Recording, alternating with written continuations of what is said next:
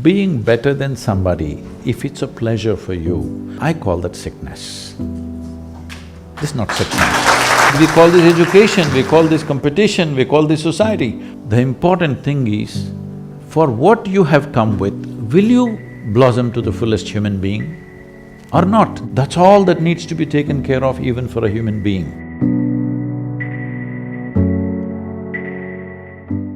My question is on competition, and as most of the students here would know, LSE has a very intense culture of competition, and a lot of the students who come here have always been at the top of their class, and once they come here they continue… How can everybody be at the top of their class?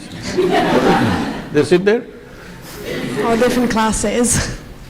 Oh. How can everybody be at the top of their class? Only one person is at the top of the class, isn't it? That's how I understand the top. Yeah, but once they come here, they're not the top anymore because everyone used to be the top, so… That kind of disappoints them a bit.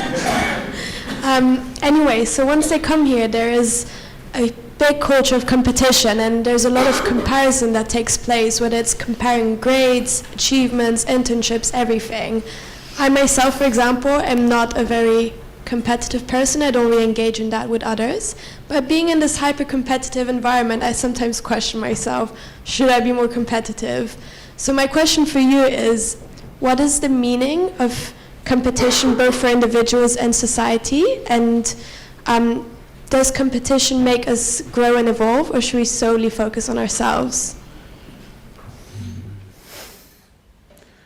Those who do not have any sense of their own competence will become competitive because their only pleasure is being one step ahead of somebody else. I am on top of the class, what does it mean? And you say, I have known this. When I was in school, I went there only when it's really necessary. So, I remember, I don't know, maybe at this level you're not, but in schools maybe it's still there, I don't know the practice. It always was a yellow-colored card. And every month this card is given to you, your report card. And I see some children are strutting around because they are first, second, something. Some are sitting in some corner and crying, they're afraid to go home, I don't know what they got. As far as I was concerned, it was given to me, I just took it and gave it to my father. I never once opened and saw, because I thought this was a transaction between the teacher and my father. I was not going to look into that. And I was quite certain what would be there in it, as far as the numbers are concerned, because it was always 6 zeros. Because I never wrote a single word in the test paper. That was a rule for me.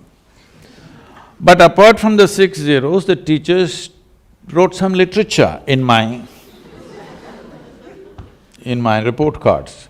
So I give it to my father, he opens it and he just blows up every time. I just look at him, what happened? Because why I'm saying this to you is, being better than somebody, if it's a pleasure for you, you enjoy other people's failures. I call that sickness. This is not sickness. You, as a life, you want to be at your fullest. You have a right to be. Every life in creation, from a worm, insect, bird, animal, even a plant and tree, all striving to their best, isn't it? You also. But why are you concerned whether somebody is behind you? Why is that so pleasurable for you that somebody else is less than you? From early kindergarten levels, this sickness has been brought into human mind, which is causing so much unpleasantness on the planet, such ugly situations everywhere, but we don't seem to learn. So we've created schools where children are never graded. We're looking at them as individuals, what we can do to evolve them to their fullest possibility. Now the problem is this, all life has happened like this. What do you think? You think a blade of grass is less important than an oak tree in the garden? Hello? You think so?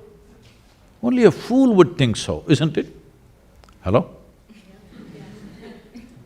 But that's what we're doing, we call this education, we call this competition, we call this society. No, very stupid way of handling things.